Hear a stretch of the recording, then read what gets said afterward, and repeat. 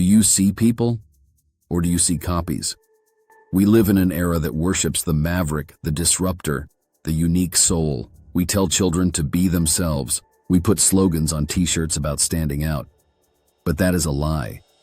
In reality, human society has built a sophisticated, invisible machine designed to do one thing: hunt down the original personality and kill it.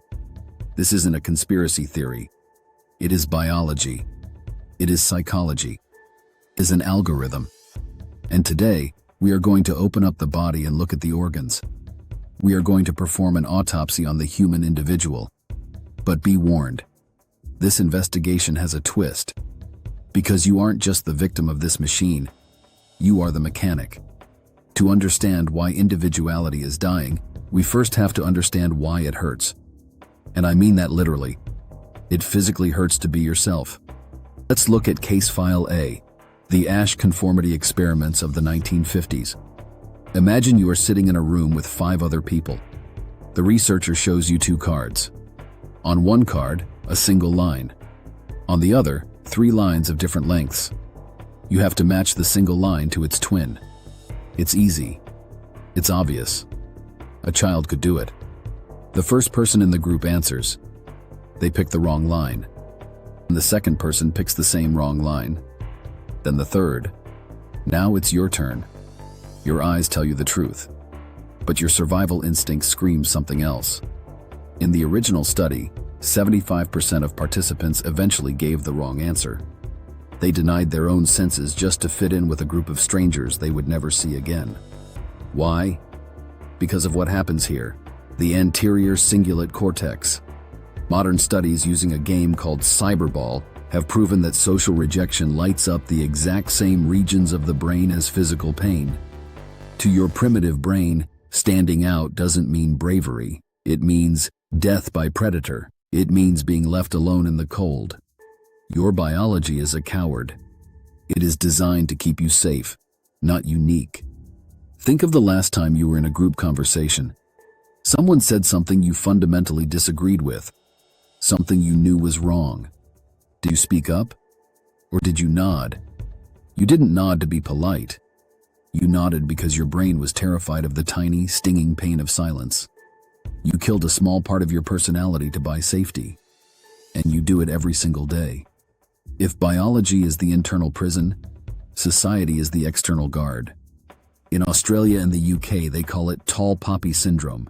In Scandinavia, it is the law of Jante, a cultural rule that explicitly states, you are not to think you are better than us. We tell ourselves we love excellence. We love the genius. But psychology suggests we actually hate them. When someone in your circle tries to improve, when they lose weight, start a business, or express a strange new idea, you don't feel inspired. You feel insulted. Their bravery highlights your cowardice. Their movement highlights your stagnation. So we have developed a weapon to stop them. It is the most effective weapon against individuality ever created. We call it cringe. Cringe is a social enforcement mechanism. When we label someone cringe or a tryhard, we are punishing them for showing passion. We are mocking them for caring about something more than we do. To be cool in modern society is to be detached, to be ironic, to never really try. Because if you don't try, you can't fail. And if you don't stand out, you can't be cut down. For most of history, your personality was shaped by your local community, your family, your neighbors, your town. Now, it is shaped by a mathematical formula. We are witnessing a phenomenon called aesthetic flattening. Have you noticed that coffee shops look the same all over the world? That Airbnb apartments have the same safe art? That Instagram faces all share the same ratio? This is surveillance capitalism at work. Algorithms are not designed to show you what you like. They are designed to show you what people like you are supposed to like. They group you into a cluster. And then they feed that cluster the same desires, the same outrage, the same aesthetics. It is a feedback loop. You post what gets likes. The algorithm rewards you. You post more of it.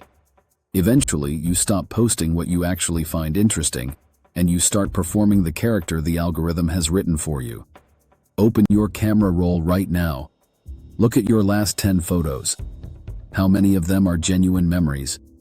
And how many of them are staged performances for an invisible audience? If you couldn't post it, would you still have done it?